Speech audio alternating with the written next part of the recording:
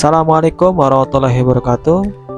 Perkenalkan, nama saya Fiera Febrian dari Universitas Teknologi Digital dengan NIM 11211650. Di konten edukasi ini saya akan mengangkat salah satu tema, yaitu mengenai sejarah perkembangan outsourcing di Indonesia dan di dunia. Di tema kali ini mengenai sejarah perkembangan outsourcing di Indonesia dan di dunia. Ini masih berkaitan langsung dengan mata kuliah saya, yaitu hubungan industri. Jadi teman-teman semua, mari kita simak penjelasan dari saya mengenai tema yang akan saya bahas kali ini.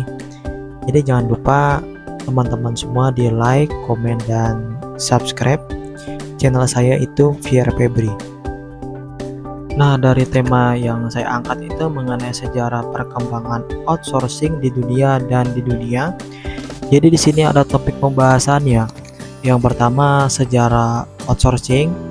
Yang kedua, pengertian dan tujuan dari outsourcing. Yang ketiga, tipe-tipe outsourcing. Yang keempat atau yang terakhir itu sumber hukum outsourcing. Nah, itu dia topik pembahasan dari tema kita kali ini.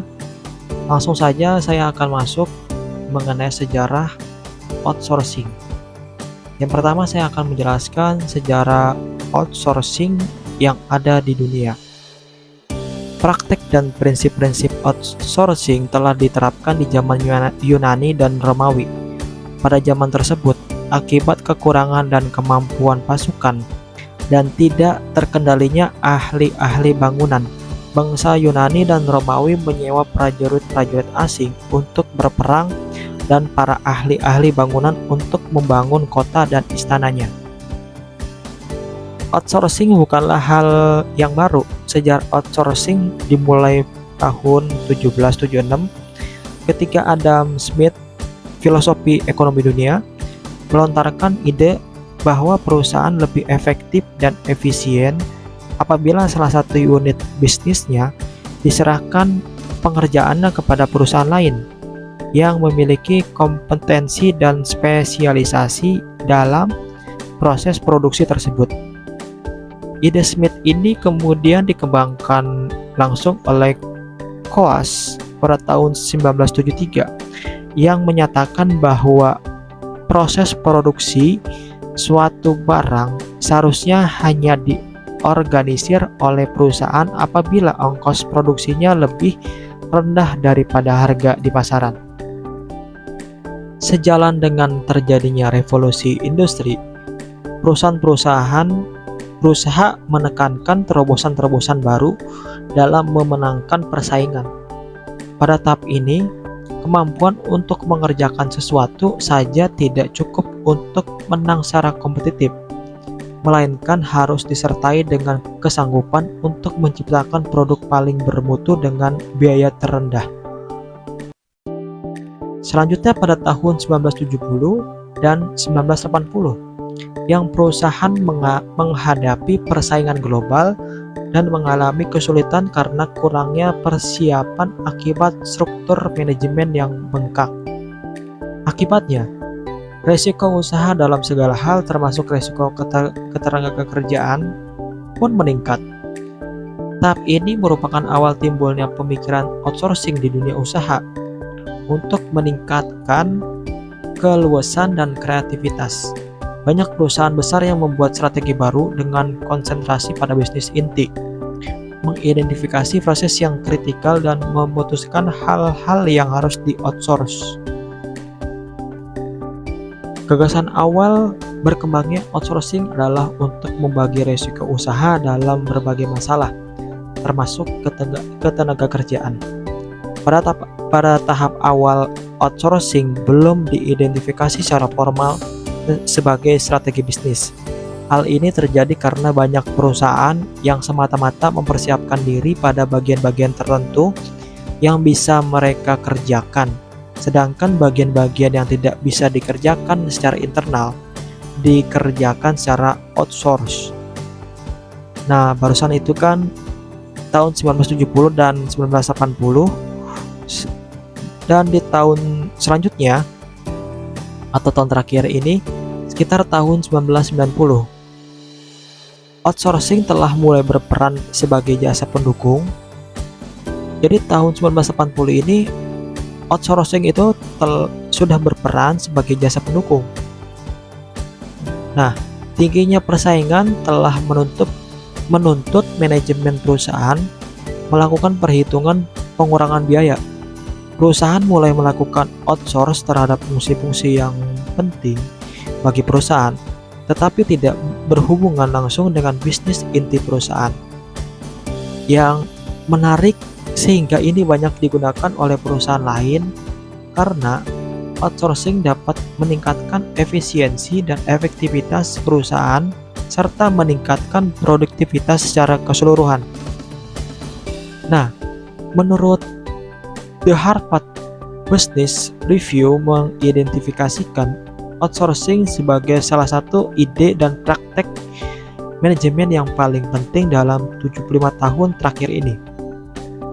Dapat dikatakan bahwa outsourcing adalah salah satu hasil samping dari bisnis proses reengineering atau biasa disebut dengan BPR. Nah, BPR itu apa? BPR adalah perubahan yang dilakukan secara mendasar oleh perusahaan dalam proses pengolahannya.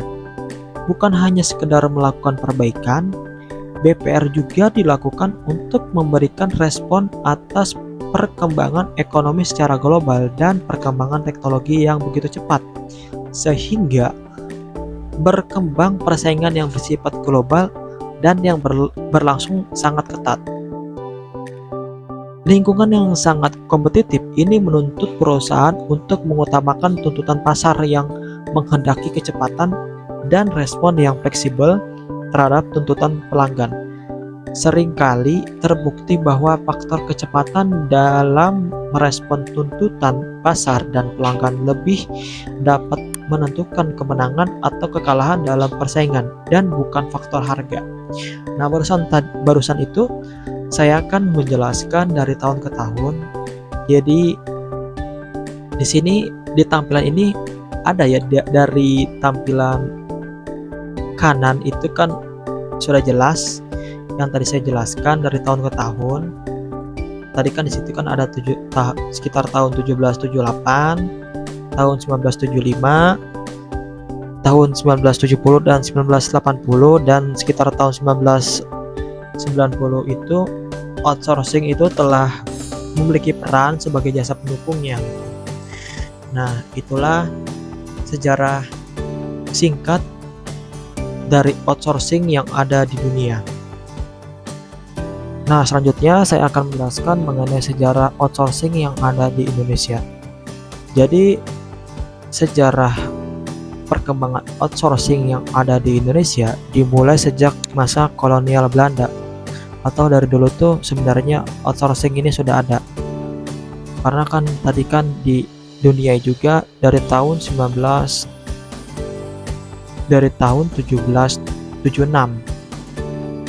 Nah, berarti kan kita juga sudah merasakan dari adanya outsourcing ini ketika kita zaman masih menjajah.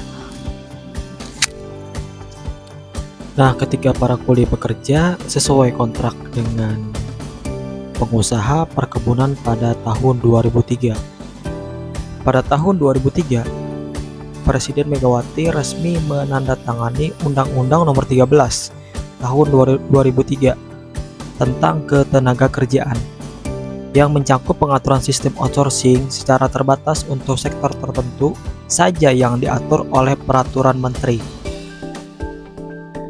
Pada tahun 2003, pemerintah Indonesia mengeluarkan peraturan pemerintah pengganti Undang-Undang Perpu Nomor 2 yang mengatur sistem outsourcing dan kerja kontrak. Namun, tidak ada regulasi untuk mengatur sistem outsourcing yang sudah berjalan. Sistem outsourcing di Indonesia mengadopsi sistem yang lebih dulu berkembang di Eropa dan Amerika Serikat. Pekerja perkebunan ini diikat dengan sistem kontrak dan dengan upah yang sangat murah atau minim. Outsourcing bakal mempercepat adaptasi bisnis, mempercepat pembukaan pasar internasional, dan mempercepat pengembangan teknologi pada tahun 2003 lalu. Jadi sistem outsourcing yang ada di Indonesia ini telah meluas dan telah menjadi kebutuhan yang tidak terpisahkan dari perusahaan. Outsourcing merambah pada sebagian besar sektor jasa seperti perhotelan, satpam, operator, call center, pemborong, dan lain-lainnya. Jadi sebenarnya outsourcing ini sudah ada ketika kita dijajah oleh kolonial Belanda dan ditandatangani oleh Presiden Megawati pada tahun 2003. Nah, barusan kan teman-teman sudah mendengar mengenai sejarah singkatnya dari outsourcing yang ada di dunia dan yang ada di Indonesia. Sangat lama sekali ya. Outsourcing ini yang tadi saya jelaskan sudah ada dari tahun 1776 ketika Adam Smith ini, salah satu filosofi ekonomi dunia, melontarkan sebuah ide dan dikembangkan oleh Coase pada tahun 1976. Jadi jedanya sangat cukup jauh dari 1776 ke 1973. Nah, lalu di Indonesia sendiri itu outsourcing itu diterapkan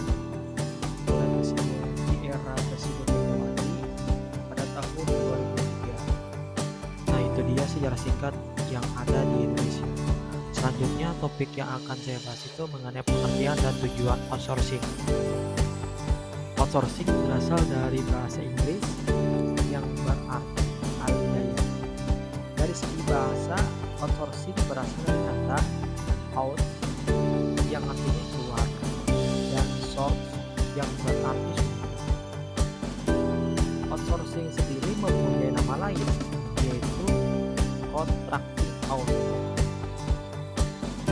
Jadi outsourcing itu adalah penyerahan sebagian pekerjaan dari perusahaan pemberi pekerjaan kepada perusahaan penerima pemborongan pekerja atau perusahaan penyedia jasa pekerja atau buruh melalui perjanjian pemborongan pekerjaan tertulis.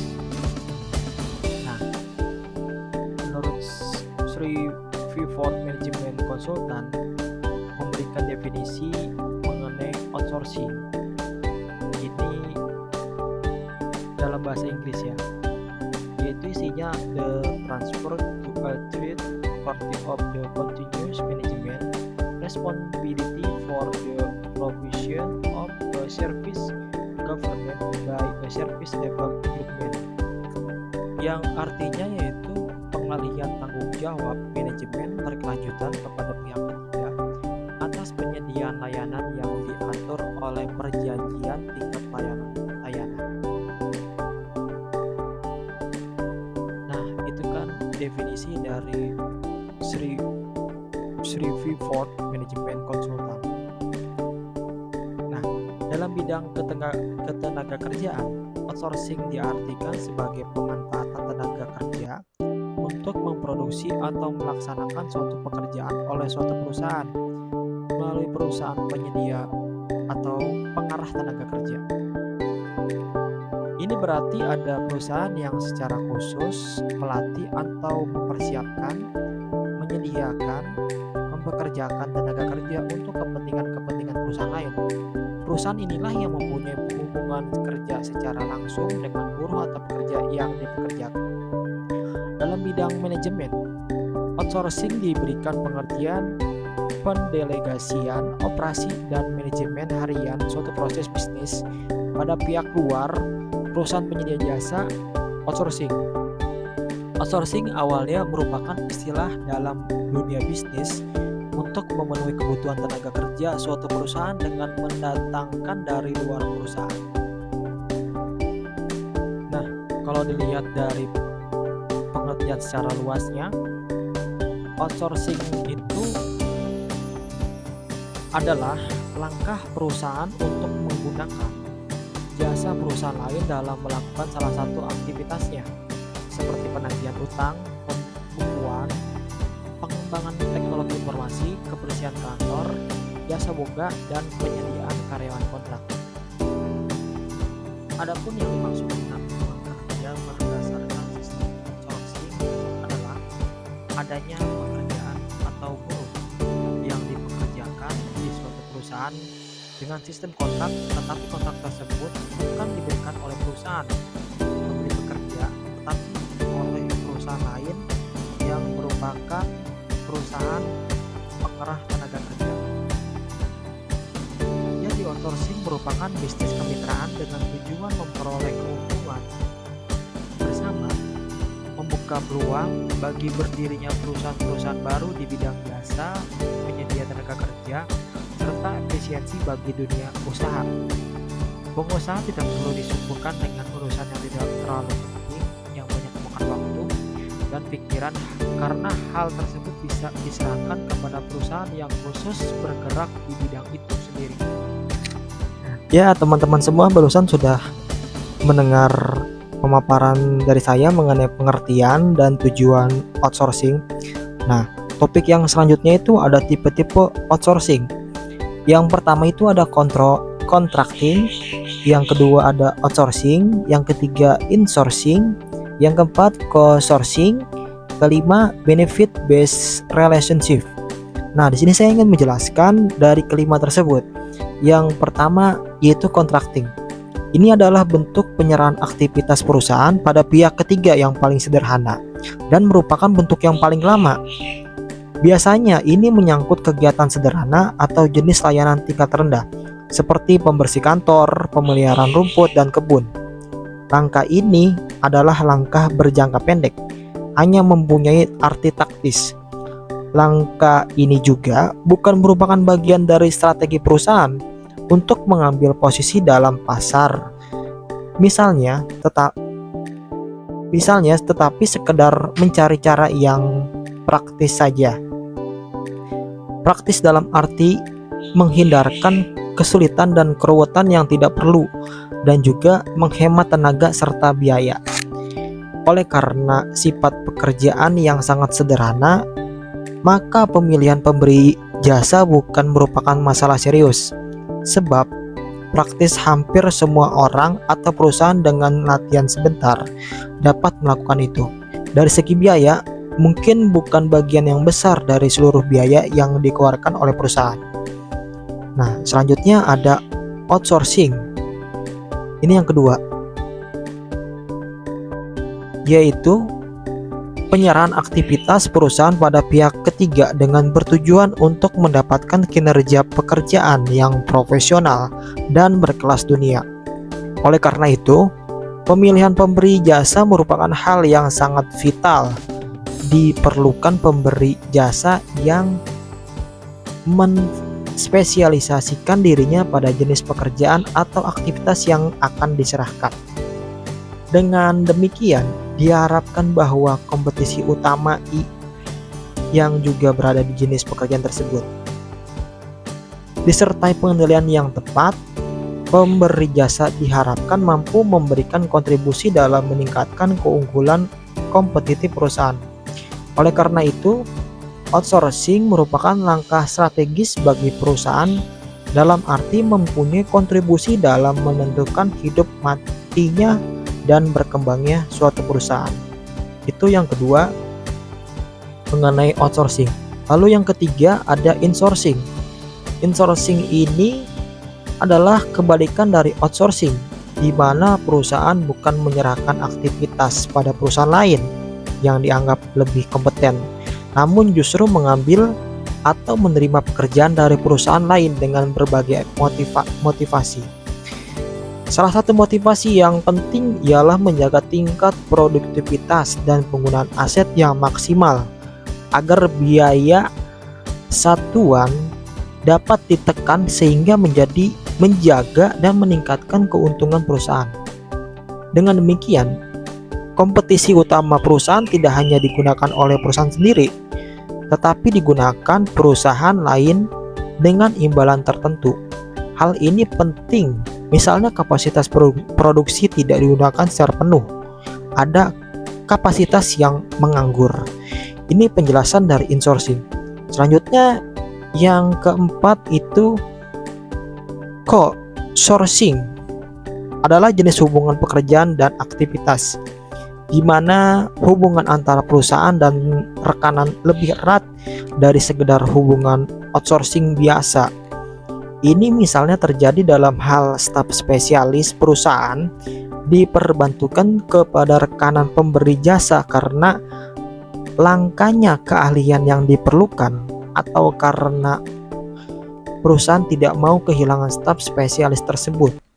Dengan cara ini, keberhasilan pekerjaan seakan-akan menjadi tanggung jawab bersama, termasuk juga resiko ketidakberhasilan. Ini penjelasan mengenai co-sourcing. Nah, selanjutnya itu atau yang kelima, benefit based relationship adalah hubungan outsourcing di mana sejak semula kedua pihak investasi bersama dengan pemberian pekerjaan tertentu. Dengan demikian, kedua pihak betul-betul saling mendukung dan sebaliknya juga saling tergantung. Kedua belah pihak mendapatkan pembagian keuntungan berdasarkan formula yang disetujui bersama. Nah, itu teman-teman semua penjelasan dari saya mengenai tipe-tipe outsourcing. Ada 5. Itu yang pertama contracting, yang kedua outsourcing, insourcing, co-sourcing, dan benefit based relationship. Nah, teman-teman semua barusan mendengarkan mengenai tipe-tipe outsourcing. Nah, topik selanjutnya yaitu mengenai sumber hukum outsourcing. Sumber hukum outsourcing ini terdapat 2. Yang pertama KUHP Perdata, yang kedua Undang-Undang Nomor 13 Tahun 2003 tentang Ketenagakerjaan. Nah, di sini saya ingin membahas lebih dalam mengenai KUHP Perdata. Jadi, KUHP Perdata salah satu bentuk pelaksanaan outsourcing adalah melalui perjanjian pemborongan pekerjaan. Dalam KUHP Perdata pasal 1601B disebutkan perjanjian pemborongan pekerjaan, yakni sebagai perjanjian dengan mana pihak yang satu. Si pemborong mengikatkan diri untuk menyelenggarakan suatu pekerjaan bagi pihak lain. Pihak yang memborongkan dengan menerima suatu harga yang ditentukan. Ada beberapa prinsip yang berlaku dalam pemborongan pekerjaan sebagaimana yang diatur dalam ketentuan KUHP Perdata. Ialah sebagai berikut. Yang poin pertama, jika telah terjadi kesepakatan dalam pemborongan pekerjaan dan pekerjaan telah mulai dikerjakan, pihak yang memborongkan tidak bisa menghentikan pemborongan pekerjaan. Yang kedua, pemborongan pekerjaan berhenti dengan meninggalkan si pemborong, namun pihak yang memborongkan diwajibkan membayar kepada ahli waris si pemborong harga pekerjaan yang telah dikerjakan sesuai dengan pekerjaan yang telah dilakukan. Poin yang ketiga, si pemborong bertanggung jawab terhadap perbuatan-perbuatan orang-orang yang telah dipekerjakan olehnya.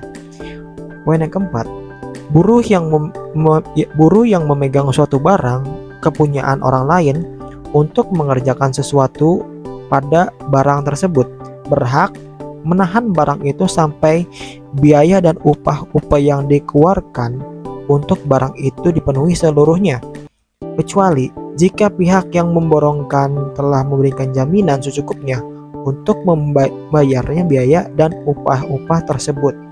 Nah, itu prinsip dari ketentuan KUHP Perdata. Nah, yang kedua yaitu mengenai Undang-Undang Nomor 13 Tahun 2003 tentang Ketenagakerjaan. Undang-undang ini mengatur dan melegalkan outsourcing.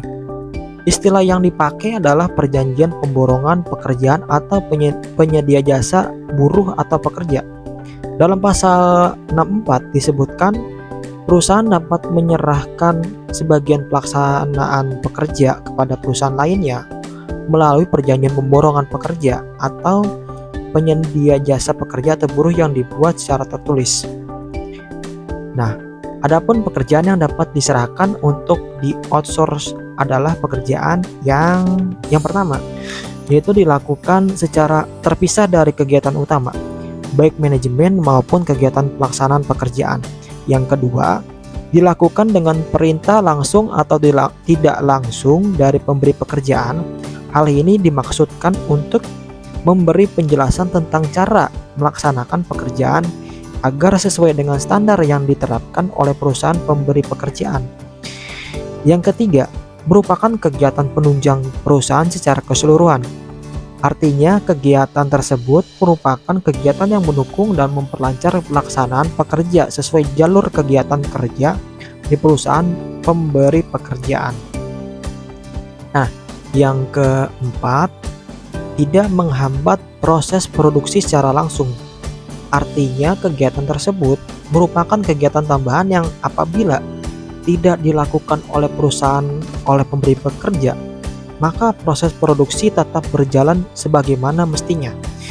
Yang kelima atau poin yang terakhir ini, perusahaan pemborong pekerjaan tersebut harus merupakan perusahaan yang berbadan hukum, kecuali untuk pemborongan pekerjaan di bidang pengadaan barang dan pemborong pekerjaan di bidang jasa, pemeliharaan, dan perbaikan serta jasa konsultasi yang dalam melaksanakan pekerjaan memperkerjakan pekerja atau buruh kurang dari 10 orang. Nah, itu dia poin-poin dari pekerjaan yang dapat diserahkan untuk outsourcing dalam Undang-Undang Nomor 13 tahun 2003 tentang Ketenagakerjaan. Adapun kegiatan penunjang atau yang tidak berhubungan langsung dengan proses produksi adalah kegiatan di luar kegiatan pokok usaha atau core bisnis suatu perusahaan. Kegiatan tersebut misalnya kegiatan penyediaan makanan bagi pekerja atau buruh atau catering service yang diserahkan kepada perusahaan catering, penyedia angkutan, pekerja atau buruh yang diserahkan kepada perusahaan transportasi. Perusahaan pemberi pekerjaan yang akan menyerahkan sebagian pekerjaan kepada perusahaan lain wajib membuat alur kegiatan proses pekerjaan yang membuat kegiatan utama dan penunjang, serta melaporkannya kepada instansi terkait yang bertanggung jawab di bidang ketenagakerjaan kabupaten atau kota setempat. Selain itu, perusahaan pemborong pekerjaan harus berbadan hukum dan memiliki izin dari instansi yang bertanggung jawab di bidang ketenagakerjaan. Jika persyaratan di atas tidak terpenuhi, demi hukum status hubungan pekerja atau buruh dengan perusahaan penerima pemborong beralih menjadi hubungan pekerja atau buruh dengan perusahaan pemberi pekerjaan. Nah, adapun syarat lain yang harus dipenuhi adalah yang pertama, perlindungan kerja dan syarat-syarat kerja harus sekurang-kurangnya sama dengan perlindungan kerja dan syarat-syarat kerja pada perusahaan pemberi pekerjaan atau sesuai dengan peraturan perundang-undangan yang berlaku. Yang kedua, hubungan kerja dapat didasarkan atas perjanjian kerja waktu tidak tertentu dan perjanjian kerja waktu tertentu sesuai dengan ketentuan pasal 59 Undang-Undang Nomor 13 Tahun 2003. Poin yang ketiga, pasal 59 menyebutkan perjanjian kerja untuk waktu tertentu hanya dapat dibuat untuk pekerjaan tertentu yang menurut jenis dan sifat atau kegiatan pekerjaan yang akan selesai dalam waktu tertentu, yaitu yang pertama, pekerjaan yang sekali selesai atau yang sementara sifatnya. Yang kedua, pekerjaan yang diperkirakan penyelesaiannya dalam waktu yang tidak terlalu lama dan paling lama 3 tahun. Yang ketiga, pekerjaan yang bersifat musiman. Yang poin keempat, pekerjaan yang berhubungan dengan produk baru, kegiatan baru, atau produk tambahan yang masih dalam percobaan atau penjajakan. Nah, ini dia sesi terakhir atau sesi penutup, dimana saya udah menjelaskan sangat jauh mengenai sejarah perkembangan outsourcing yang ada di Indonesia dan di dunia. Semoga apa yang saya sampaikan bermanfaat bagi teman-teman semua, dan jangan lupa teman-teman semua di like, komen, dan subscribe di channel saya. Mungkin itu saja yang dapat saya sampaikan. Sekian dari saya. Assalamualaikum warahmatullahi wabarakatuh.